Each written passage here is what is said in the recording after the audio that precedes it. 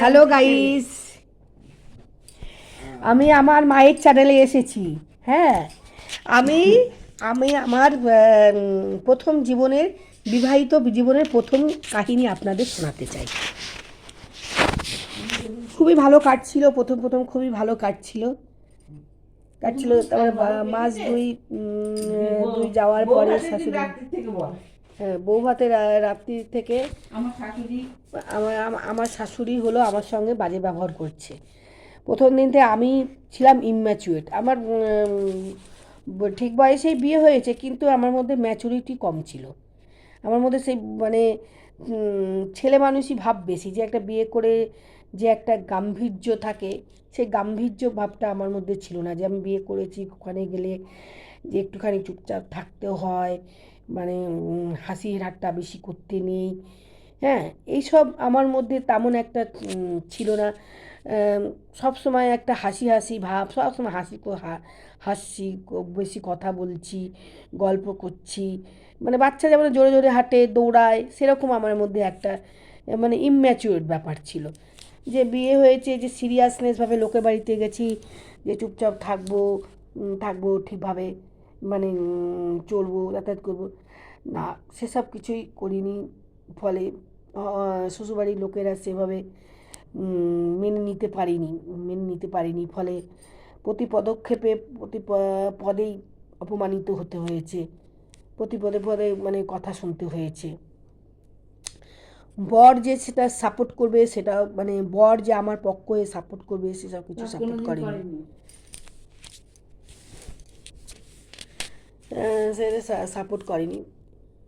কিন্তু মানে ওইভাবেই চলেছি। তখনকার যুগ এখনকার যুগ হলো অনেক তফাৎ।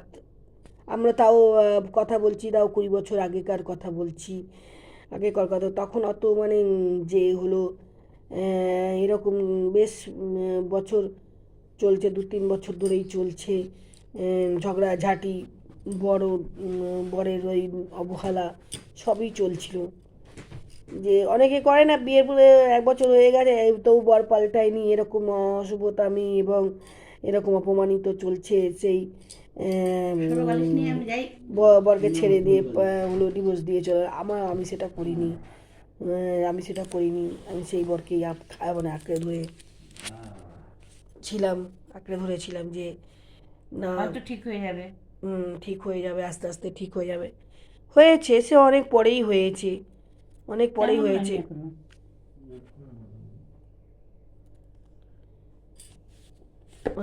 অনেক হয়েছে। তারপর আস্তে আস্তে চললো। শাশুড়িরও বয়স হয়ে গেছে, শাশুড়িও, তারপর শ্বশুর শাশুড়ি বদমাইশি করেছে তা নয়, সঙ্গে যা ভাসুরও ছিল, ননদ সবই ছিল, সবাই এরকম করেছিল। ফলে যে বলে না গোল্ডেন টাইম, মেয়েদের সেই গোল্ডেন টাইম প্রথম দিন থেকে একদম যে 5টি বছর মেয়েদের থাকে গোল্ডেন টাইম, সেই গোল্ডেন টাইমটা নষ্ট করে ফেলেছি। আমার উচিত ছিল চুপ করে থাকা, বক বক করে না করা, কথা বলা, ঝগড়াঝাটি না করা।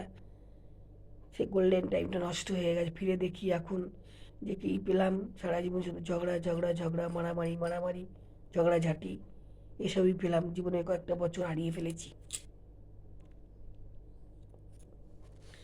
কিছুই পেলাম না। তারপরে আবার সেই 5টি বছর পরে বাচ্চা এলো। সেই বাচ্চাকে মানুষ করা, সেই বাচ্চার সঙ্গেও অবহেলা, সে স্ট্রাগল করে চলতে হলো। এখনো চলছি। ছেলে বড় হয়ে গেছে।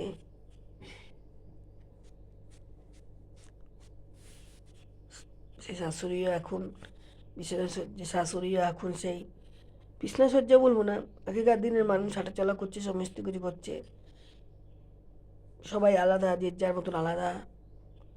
তবুও এখন মানে এখনও সেই চলছে, হিংসা চলছে।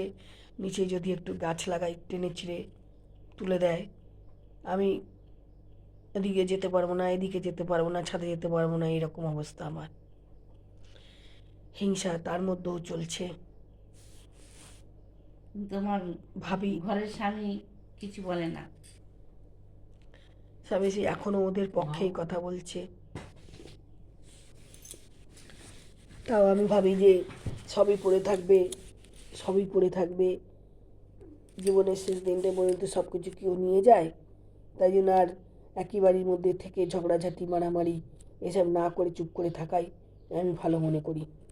তাই আমি আজকে এই সরল সোজা পথটা বেছে নিয়েছি, যে যতই অন্যায় করুক, যে যতই বাজে কথা বলুক, যে যত খারাপ কাজ করুক, আমি কোনো কথা বলি না, চুপ করেই থাকি। এই জীবনের শেষ দিন পর্যন্ত এইভাবেই থাকতে চাই, লোকের সঙ্গে বেশি কথা বলতে চাই না, ঝগড়া করতে চাই না। তো বাই গাইস, আমার এই ভিডিওটা যদি আপনাদের ভালো লাগে তাহলে আপনারা শেয়ার করবেন, সাবস্ক্রাইব করবেন এবং লাইক করবেন। কি করলে ভালো হবে সেটা এবং বলবেন। আরও মানে আমার বিগত দিনগুলো এটা আরও কী করে ভালো হয়, আরও কীভাবে চলতে পারি, তার জন্য কমেন্ট করে আমাকে জানাবেন। লিখে অ্যাডভাইস দেবেন, উপদেশ দেবেন। আচ্ছা, রাখছি, বাই।